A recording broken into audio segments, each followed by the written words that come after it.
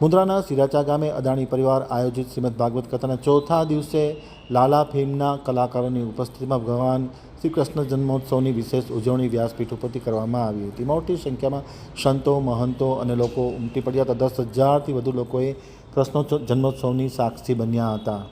Mundra આમતક news બ્યુરોનો એક વિસ્તૃત અહેવાલ. લાલો ફિલ્મના કલાકારોની ઉપસ્થિતિમાં આજે મુન્દ્રા અદાણી પરિવાર આયોજિત ભાગવત કથામાં કૃષ્ણ જન્મોત્સવ ઉમંગભેર ઉજવવામાં આવ્યો હતો. 10,000થી વધુ લોકોએ કથાનો આનંદ લીધો હતો. ખાસ કરીને અદાણી ભાગવત કથામાં કૃષ્ણ જન્મોત્સવમાં માનવ મેરામણ ઉમટી પડ્યું હતું.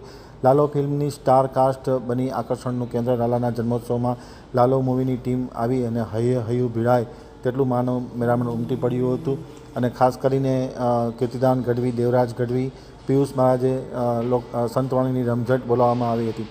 સિરાચા ખાતે અદાણી પરિવાર આયોજિત શ્રીમદ ભાગવત સપ્તાહના ચોથા દિવસે કૃષ્ણ જન્મોત્સવની ભવ્યાતિ ભવ્ય ઉજવણી કરવામાં આવી હતી. આ પ્રસંગે યોજાયેલા કાર્યક્રમમાં જાણીતા હાસ્ય કલાકાર પિયુષ મહારાજે હાસ્યની રમઝટ બોલાવી હતી. સાથોસાથ વ્યાસપીઠ ઉપરથી પરમ પૂજ્ય કશ્યપભાઈ જોશીએ કથાની શરૂઆત કરી હતી. હનુમાન ચાલીસાના પાઠથી કાર્યક્રમનો શુભારંભ કરવામાં આવ્યો હતો. સાથોસાથ કૃષ્ણ જન્મોત્સવ ખૂબ જ ઉમંગભેર ઉજવવામાં આવ્યો હતો. આ પ્રસંગે સંતો મહંતોમાં કલ્યાણદાસજી મહારાજ, પરસોત્તમ બાપુ, કિશોરદાસજી મહારાજ, વાસણભાઈ આહિર, પુષ્પદાન ગઢવી, વિજયભાઈ છેડા, મહેન્દ્રસિંહ જાડેજા, મુકેશભાઈ ગોર, દેવરાજભાઈ ગઢવી સહિતના લોકો ખાસ ઉપસ્થિત હતા. તમામનું આયોજકો દ્વારા વિશેષ સ્વાગત સન્માન કરવામાં આવ્યું હતું. કાર્યક્રમનું સંચાલન અને આભાર વિધિ શાસ્ત્રીજી શ્યામભાઈ મહારાજે કરી હતી અને અદાણી પરિવારના તમામ સભ્યો જોડાયા હતા એમ રક્ષિતભાઈ શાહે આમતક ટીવીની સાથેની વાતચીતમાં માહિતી આપતા જણાવ્યું હતું.